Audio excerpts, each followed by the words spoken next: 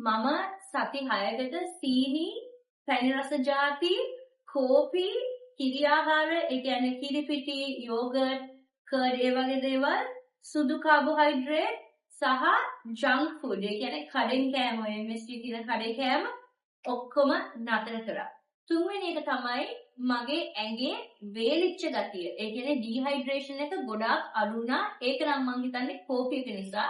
normally මම මෙහෙම නියපොත්තෙන් මගේ හැම ගීරුවම සුදු වගේ එනවා. ඒ කියන්නේ dry skin, right? really හැම.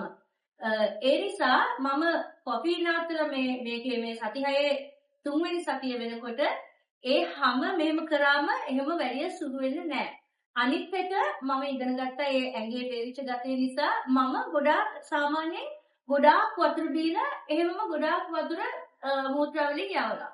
එතකොට ඇඟ හයිඩ්‍රේට් වෙන්නේ නැහැ. ඇඟට ඒ වතුර උරා ගන්න නැහැ. ඒ නිසා මම ඉගෙන ගත්තා මුළු දවසම පොඩ වතුර සිප් කරන්න. එතකොට ඒ පොඩ ඇඟ උරා ගන්නවා, right?